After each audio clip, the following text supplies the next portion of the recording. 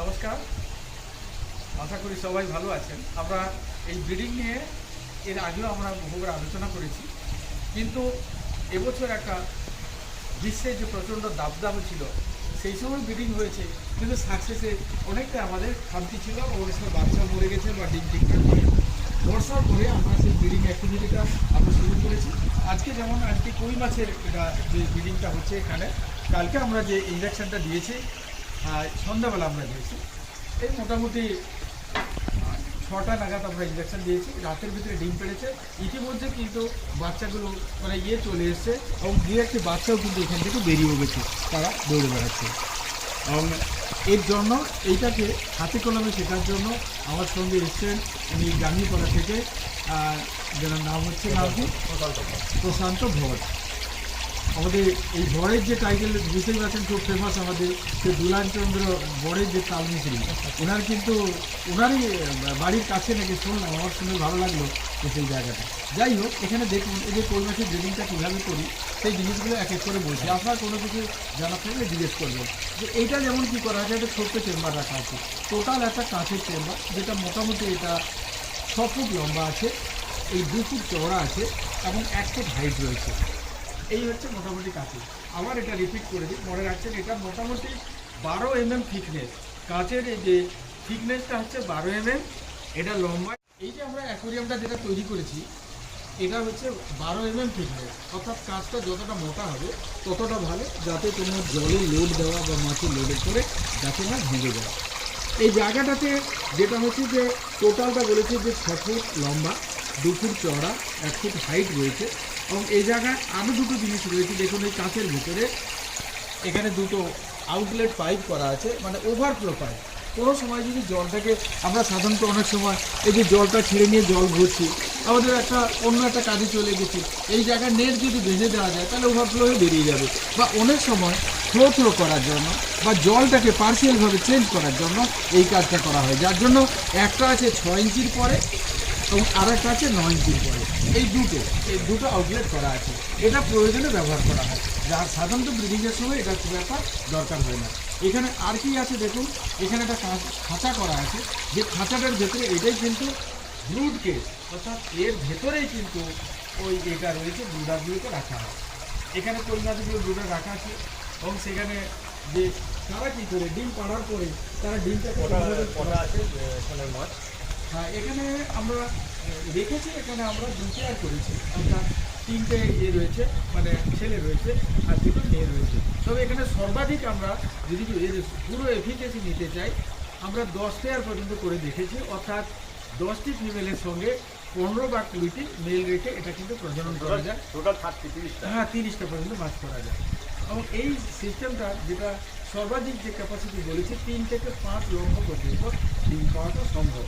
এখানে দেখুন 3 লক্ষ ডিম হলে মাছের চারা কটা হতে পারে? চারা এটা যেটা হয় এদের মানে 30 থেকে 40% আলটিমেটলি যেটা পার্সেন্টেজটা আছে, কারণ ফার্টিলাইজেশনের একটা পার্সেন্টেজ কম হয়ে যায়, তারপর যেটা হচ্ছে হ্যাচিং পার্সেন্টেজ একটা মার যায়, এরপর লার্ভালে কিছুটা যায়, এই করে যেটা দেখা গেছে 40% পর্যন্ত সার্ভাইভিলিটি যায়। মানে 1 লক্ষ যদি ডিম পারে আপনি কিন্তু 40,000 বাচ্চা এখান থেকে এক্সপেক্ট করতে পারেন। আর কই মাছের যেটা এই প্রজননটা যেটা হয়, এদের 100 গ্রাম যদি কই মাছ হয়, এটা 40 থেকে 60,000 পর্যন্ত ডিম পারে। মানে এদের ফিকান্ডিটি এরকম, অর্থাৎ ভাবতে পারুন মানে 100 গ্রামের কই মাছ যদি ব্রিডিংটা তবে পারফেক্ট হবে। ইভেন তার থেকেও বড় ব্যবহার করতে পারেন। এখন যেমন একটা বড় উন্নত জাতির যেটা এসছে, অনেক সময় এটাকে আমরা হাইব্রিড কই বলি, এত কিন্তু আসলে এটা আমাদের একটা ভুল ধারণা, এটা হাইব্রিড কই নয়, এটা অ্যাকচুয়ালি আমাদেরই দেশীয় কই, অ্যানাবাস টোবোজিয়াস বলে, এটাকে গাঙ্গেয় কই বলে একটা খ্যাত। যাই হোক, একটা মানে যুগের পরিবর্তনে বা একটা সময়ের পরিবর্তনে শিঙি মাছের ওয়েটটা কত হতে হবে ব্রিডিংয়ের জন্য? শিঙি মাছের ওয়েটটা সাধারণত 100 থেকে 150 গ্রাম, মিনিমাম 150 গ্রাম যদি ফিমেল হয় ভালো, মেলগুলো মিনিমাম 100 গ্রাম হলে ভালো। এটা হলে তাহলে তাদের এটা ভালো হয় ফিকান্ডিটি, কারণ শিঙিরও ফিকান্ডিটি মোটামুটি যেটা দেখা যায় গড়ে 100 গ্রামে 35 থেকে 40,000 পর্যন্ত ওরা ডিম পারে। তাই শিঙি এবং এই মাছগুলো, কই মাছ 1 বছর হয়, শিঙি মাছের 1 বছর হয়। তবে শিঙি মাছ যদি 1 বছর অধিক, মানে 1.5 বছর বা 2 বছর বয়স যখন 1+ হয়ে যায়, তখন কিন্তু তাদের ক্ষেত্রে যে ডিমের পরিবহন ক্ষমতাটা বেশি হয়। ও মানে একটা ব্রিডিং করার জন্য মাছগুলোকে আমি 1 বছর রেখে দিতে পারি? 1 বছর রেখে দিলে তারপর কিন্তু এটা ভালো হয় আর কি। এই জিনিসটা দেখা এখানে আরও একটা জিনিস এখানে দেখুন, এখানে এই জায়গায় যেটা আমরা একটা ঝর্ণার কাজ করেছি, এই যে একটু পাইপটাকে নিয়ে উপরে ঝর্ণার জন্য করা হচ্ছে। এই ঝর্ণাটাকে দেখুন, এই যে জলটাকে যদি আমরা এ করি দেখা যায় জলে পরে পরে একটা ঝর্ণা কিন্তু এখানে ঘুরছে এই জায়গাটাতে। আমি সেটাকে যাতে জলটা না বেরিয়ে যার জন্য আমরা নিচের দিকে এটা করি বুঝে নিই। আর এই যে একটা জল ঝর্ণা পড়ছে এবং যেটা আওয়াজ হচ্ছে, এটা কিন্তু সবগুলো কিন্তু একটা ব্রিডিংয়ের পরিবেশটাকে সিমুলেট করা হচ্ছে। কারণ বর্ষার সময় যখন জলটা পড়ে তেমনিভাবে কিন্তু একটা আওয়াজ হয়। এই সবগুলো কিন্তু মাছের একটা শুধু এফেক্ট হয়। তাহলে এখন যে বর্ষায় যে ডিমওয়ালা মাছ আমি ছেড়ে দিয়েছে তারও কেউ ডিম পারবে না? এমনিতে এরা দেখুন এখন এদের একটা আছে যে প্রাকৃতিক পরিবেশে একরকম, যখন আমরা কৃত্রিম জলাধারে কিছু রাখছি সেই জায়গায় তাদের নর্মালি সেটা হয়তো কোনো সময় বাই চান্স পেয়ে দিলে, কিন্তু ততটা তো হবে না। ডিমওয়ালা মাছ ছেড়ে দেয় না, সেটা না, কিন্তু না, এটা আপনাকে স্টিমুলেট করতে হবে। সেই স্টিমুলেট করার জন্য আমরা একটু ইনজেকশন হরমোনটা দিয়ে আসি। এখন দেখুন এটা কিন্তু অ্যাকচুয়ালি এটা কিন্তু একটা ডেলিভারি চেম্বার। ডেলিভারি চেম্বার আমাদের হিউম্যান বিংয়ে যেরকম এখন স্যার করতে গেলে বাজারে এখন তো ডিম মাছের অনেক ডিম সারা মাছ থেকে আমাকে না না ডিম ছাড়া না, ডিমযুক্ত মাছটা আনছেন, ডিম ছাড়া কেন আনবেন? আমি তো ডিম করতে চাইছি। হ্যাঁ তাহলে ডিম সারা মাছ এনে তবে তো ইনজেক্ট করলে তবে তো ডিম হবে। না না না, এখানে একটা জিনিস বলে এইটা কিন্তু এই ধারণা, বাজার থেকে আমরা ডিম ভর্তি মাছ কিনি এবং সেটা মানে পরিণত পুষ্ট হচ্ছে পুরুষ, এবং যে ডিম ভর্তি মাছ নিয়েছে এখানে কিন্তু দিলে ইঞ্জেকশন দিলে ডিম দেবে। এটা অ্যাকচুয়ালি একটা ডেলিভারি চেম্বার। এই জায়গায় আমাদের যেটা ধারণা অনেক সময় যে ইঞ্জেকশন দিলে ডিমটা তৈরি হয় না, কিন্তু ডিমটা শুধু পেট থেকে ছাড়া হয়।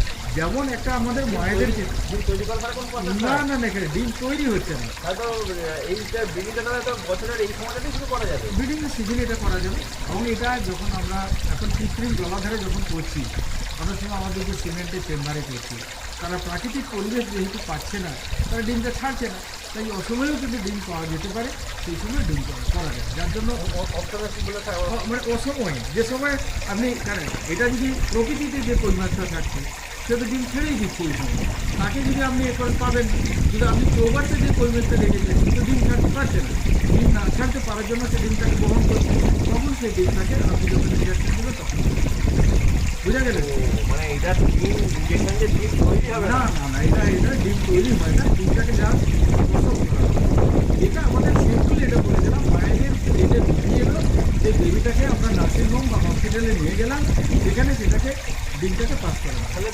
তাহলে যদি আমি ধরুন কিছু ডিমওয়ালা মাছ, হ্যাঁ, যদি আমার ওই বড় চৌবাচ যে ট্যাঙ্ক আমি বানিয়েছি ওখানে যদি ছেড়ে রাখি সেটা অটোমেটিক ওখানে ডিম ছাড়বে?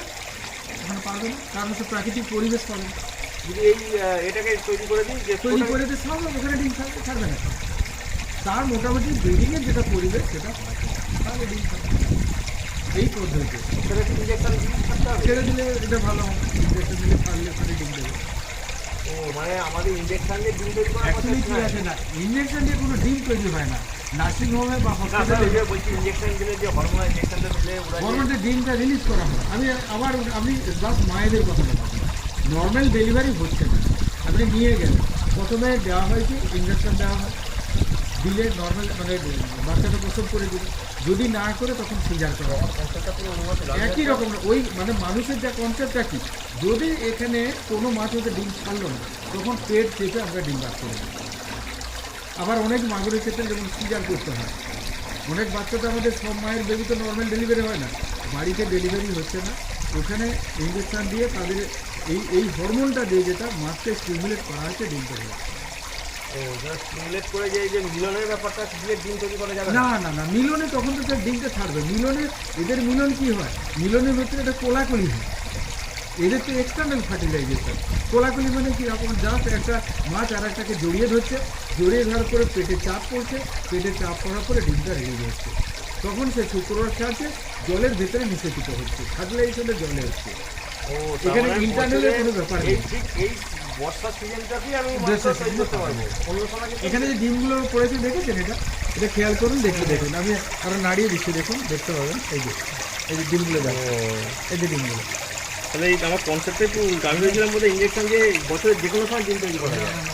ঠিক আছে, এই যে ডিমগুলো সব এই ডিমগুলোকে এই আসে এগুলো ফ্লোট করছে এইবার এটাকে মোটামুটি ডিম পাড়ে যেটা নিয়মটা যে ইঞ্জেকশন দেওয়ার 8-9 ঘন্টার পরে ওরা ডিম পাড়ে। আচ্ছা, কালকে যে তিনটে পেয়ার আপনি এনেছিলেন, হ্যাঁ। তো তিনটে পেয়ার ডিম সমেত ছিল? হ্যাঁ ডিম ছিল, তো বাইরে থেকে ডিম সমেত মাছ আপনাকে ডিম দিতে ছিল না আমাদের বাজারে না, আমাদের রেস করা আছে, আমাদের চৌবাচ্চায় আছে, আমাদের আছে এখানে ডিমের জন্য মাছ রাখা আছে। সেই চৌবাচ্চা থেকে আমরা ইয়ে করেছি, 2টো ফিমেল আর 3টে মেল নিয়ে আমরা এখানে ছেড়েছি।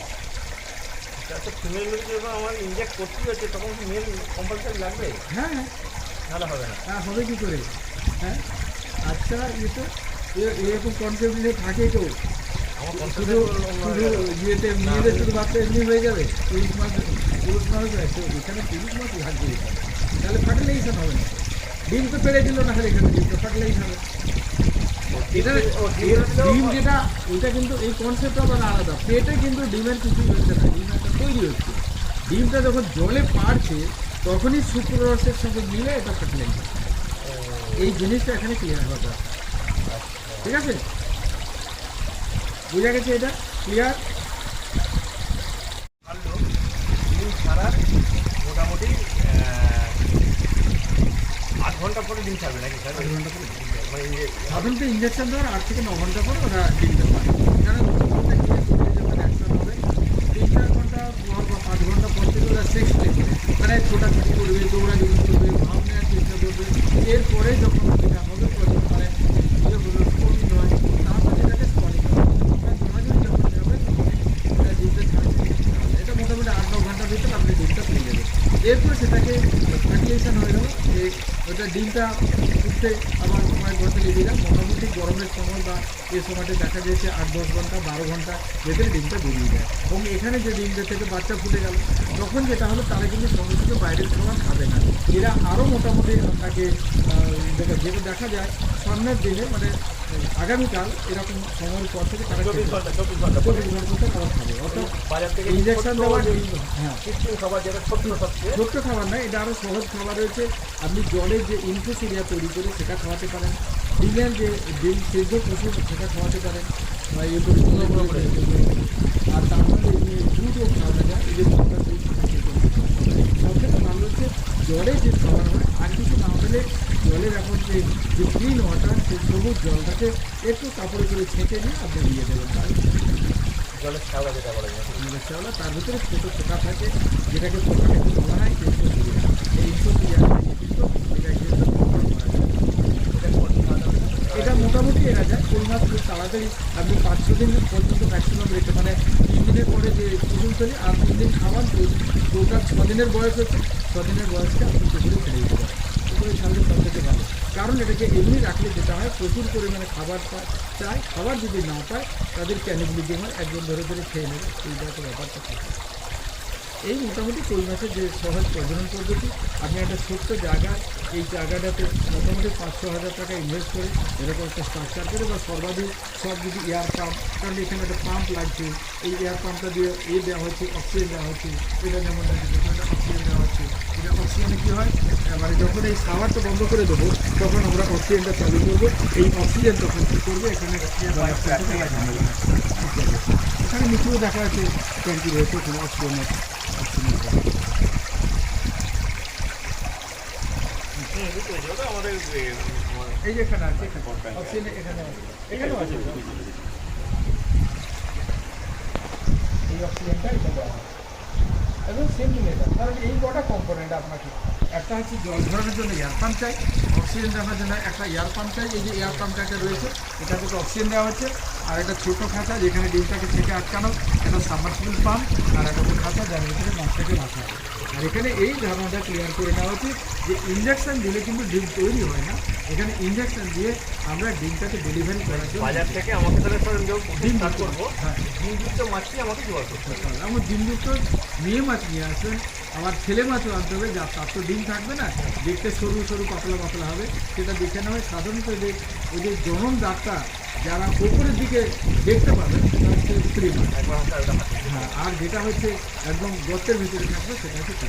ওই জিনিসটা আমাকে এটা ক্লিয়ার করে দেবে।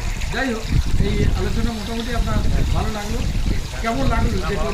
যেটা ডাউট ছিল ক্লিয়ার হয়ে এটা ক্লিয়ার হয়ে গেল, আপনি করতে পারবেন যেটা? হ্যাঁ, একদম, তাহলে ঠিক আছে। ভালো থাকবেন, নমস্কার।